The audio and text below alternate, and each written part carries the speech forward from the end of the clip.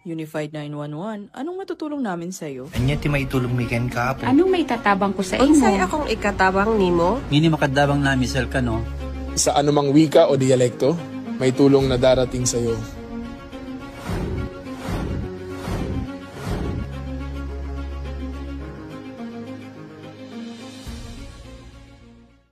Lilingkod sa bawat Pilipino at magbibigay ng tamang impormasyon para sa tahimik at maayos na Pilipinas. Police News Network, alagad ng batas, tagapagtaguyod ng balitang pulis, sandigan ng mamamayan, patnubay ng katotohanan. La Campo Crame, maghahatid ng pinakahuling kaganapan at nagbabagang balita. Ito ang PNN Police News Network. At ngayon, ang inyong mga tagapagbalita. Magandang araw, bagong Pilipinas. Ako ang inyong alagad ng batas, tagataguyod ng Balitang Pulis, Patrolwoman Reyna Joycem Dalire mula sa Southern Police District. Maghahatid sa inyo ng tamang balita, kwento ng pulis at serbisyo para sa mamamayan. At ito ang PNP News Online.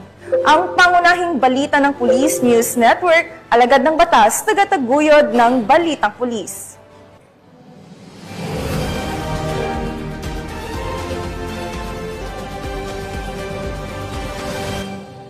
Narito ang mga balitang dapat niyong abangan. 7 bata na iligtas sa online child exploitation sa Taguig City. 5 oras na tensyon sa demolition sa Muntinlupa City, RMFB and CRPO nanindigan sa maximum tolerance. At empleyado ng lokal na pamahalaan na suspect arestado sa Pilar, Bohol.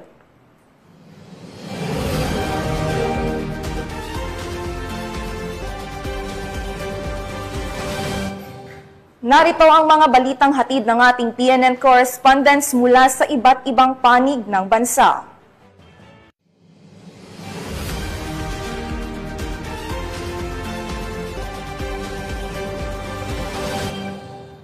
Simulan natin ang balita mula sa bahagi ng Luzon.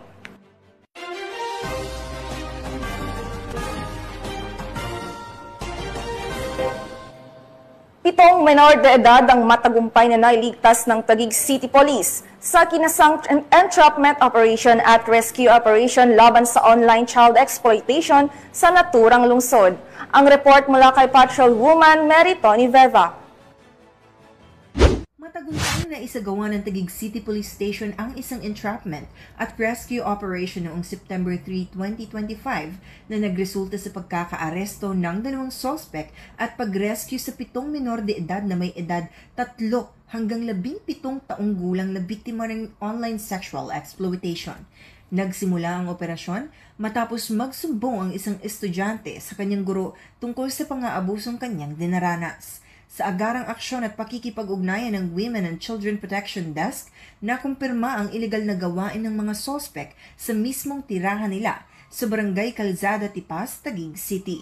Nahuli sa operasyon ang mag-inang sina alias Hazel, 42 anyos at Joylyn, 19 anyos. Batay sa investigasyon, si alias Hazel mismo ang nagsasamantala sa kanyang sariling mga anak sa pamamagitan ng pamimilit sa kanila na gumawa ng malalaswang gawain at pagbebenta ng kanilang mga hubad na larawan at video online. 3 dito ay kanyang mga anak, 1 apo at 1 pamangkin. Ang mga menor de edad ay agad na isinalalim sa kustudiya ng City Social Welfare and Development Office upang mabigyan ng nararapat na proteksyon at interbensyon. Sasampahan ng mga sospek ng kasong paglabag sa Republic Act 9208 or Anti-Trafficking in Persons Act of 2003. Mula dito sa Southern Police District, ako ang inyong PNN correspondent, Patrolwoman Mary Tony Veva, alagad ng batas, tagataguyod ng Balitang Pulis. Maraming salamat, Patrolwoman Veva. Umabot sa halos 5 oras ang naging tensyon sa isinagawang demolition operation sa Muntinlupa City. kung saan nanindigan ang Regional Mobile Force Battalion NCRPO sa pagpapatupad ng maximum tolerance. Patrolwoman Renaling Tanggiak sa report. Sa ilalim ng pamumuno ni Police Colonel Celso M. Rodriguez, ang Force Commander ng Regional Mobile Force Battalion ng NCRPO, nagtalaga ng kapulisan sa KM22 West Service Road, Barangay Kupang, Muntinlupa City para magsilbing security coverage sa nakatakdang summary eviction of informal settler families at demolition of structures. Ngunit nauwi sa tensyon ang operasyon matapos magpaulan ng mga bote, bato at iba pang kagamitan ang ilang residente. Nagsunog din at nagtapon ng tear gas ang ilan sa kanila. Sa kabila nito na natiling mahinahon, disiplinado at matatag ang mga kapulisan. Mahigpit na ipinatupad ang maximum tolerance.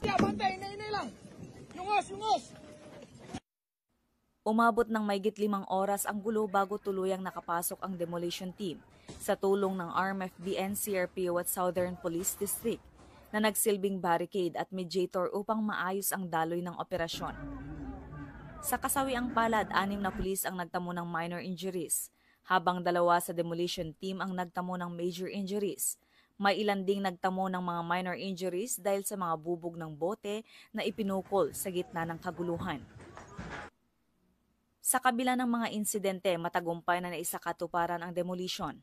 Paalala ng kapulisan sa mga ganitong insidente, ang kapulisan ay hindi kalaban, kundi sila ang nagsisilbing tagapamagitan at tulay upang hindi lumala at hindi magkaroon ng matinding kaguluhan sa magkabilang panig. Mula dito sa RMFB NCRPO, ako po ang inyong Police News Network Correspondent, Patrolwoman Renaling Tanggiak, alagad ng batas, tagataguyod ng Balitang Pulis. Maraming salamat, Patrolwoman Tanggiak. Sa isang mahalagang hakbang tungo sa kapayapaan, isang dating taga-suporta ng CPG ang formal na nagbalik loob sa pamahalaan sa tulong ng mga kapulisan ng Police Regional Office 1. Nais niyang iwan ang gulo at magsimula ng bagong buhay. Police Master Sergeant Robert Abella Jr. sa balita. Opisyal na nagbalik loob sa gobyerno ang isang dating taga-suporta ng Communist Terrorist Group na kay LG Sandino matapos siyang formal na bumitaw sa grupo noong 7 ng Setyembre 2025. Kilala lamang siya sa pangalang alias J. Napag-alaman na nagdesisyon si alias J na bumalik sa panig ng batas dahil sa pagkadismaya at pagkawala ng direksyon sa kilusan. Nais niyang magkaroon ng payapa at normal na buhay kasama ang kanyang pamilya na hindi kayang maibigay ng grupo. Ang pagtitiwala niya sa programa ng gobyerno at sa tulong ng mga otoridad ang nagtulak sa kanya upang tuluyang talikuran ng nakaraan. Isinagawa ang pagbabalik loob ni alias J sa tulong ng 2nd Ilocos Sur PMFC, Santa Lucia Municipal Police Station, PIT Ilocos Sur RIU1 at PIU ISPPO. Bahagi ito ng whole of nation approach ng pamahalaan at alinsunod sa 7-point agenda ng Pro-1 na layong wakasan ng insurhensiya sa bansa. Bilang tulong, binigyan si alias J ng 500 pesos mula sa LCAC Fund. Ang pagbabalik loob ni alias J ay sumasailalim sa bagong Pilipinas, kung saan binibigyan ng pagkakataon ng mga naliligaw ng landas na magbagong buhay at makiisa sa pag-unlad ng bansa. Dahil ang kapulisan ng Pro-1 ay maaasahan, malalapitan ng pagkakatiwalaan, nagpapakita sila ng malasakit sa mga nagnanais na bumalik sa batas at nagbibigay ng pag-asa para sa isang mapayapa at maunlad na kinabukasan. Mula dito sa Ilocos Region, ako po ang inyong PNN Correspondent, Police Master Sergeant Robert Abella Jr., alagad ng batas, tagataguyod ng Balitang Pulis. Maraming salamat, Police Master Sergeant Abella Jr. Nasa kote ang 4 na drug suspect ng Pampanga PNP matapos makumpiskahan ng mahigit 700,000 pisong halaga ng shabu at isang hindi lisensyadong baril sa lalawigan ng Pampanga. Nakibalita dyan si Patrolwoman Jilly Peña. Mas pinaigting ng pulisya ng Pampanga ang kampanya laban sa ilegal na droga matapos ang magkakasunod na bypass operation sa lalawigan na nagresulta sa pagkakaaresto ng 4 na drug suspects at pagkakakumpiska ng shabu na tinatayang nagkakahalaga ng mahigit 900,000 pesos pati na rin ang isang baril. Ikinasa ng pinagsanib na puwersa ng Magalang Municipal Police Station at Provincial Drug Enforcement Unit katuwang ang Philippine Drug Enforcement Agency ng Region 3 ang isang intelligence-driven operation sa Barangay Santa Lucia, Magalang, Pampanga.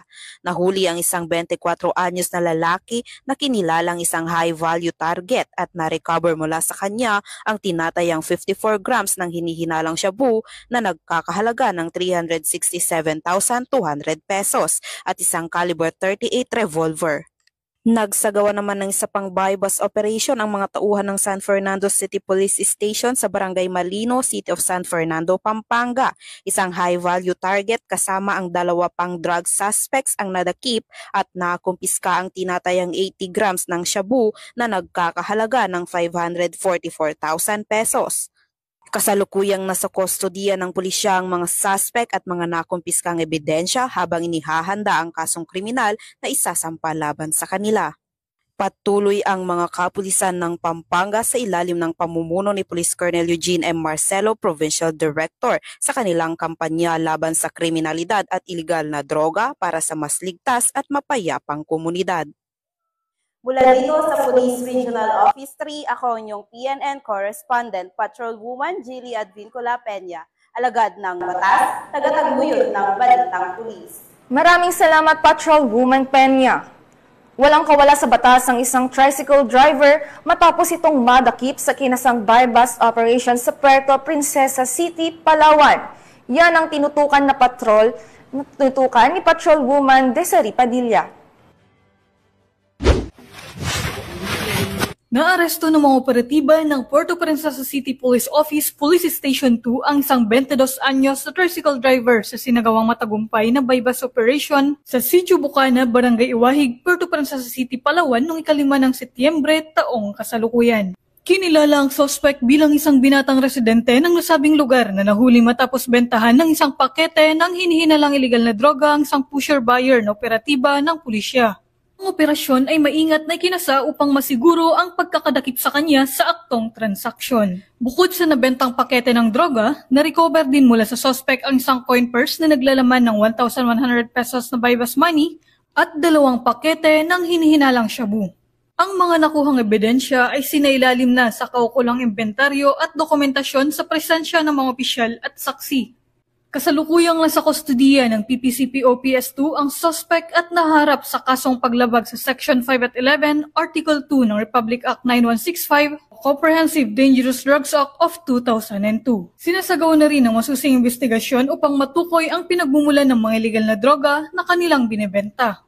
Samantala, pinuri ng pamunuan ng PPCPO ang kanilang mga tauhan sa matagumpay na operasyon at muling tiniyak sa publiko na hindi sila titigil sa pagsasagawa ng mas pinaigting na kampanya laban sa iligal na droga. Anila, nananatiling pangunahing layunin ng pulisya ang pagpapanatili ng kapayapaan at kaligtasan ng bawat mamamayan sa lungsod ng Puerto Princesa. Mula dito sa Home of the Police Eco Warriors, Calapan City, Oriental, Mindoro, ako ang inyong PNN Correspondent, Patrolwoman Desiree Padilla, alagad ng batas, tagataguyod ng balitang pulis. Maraming salamat, Patrolwoman Padilla.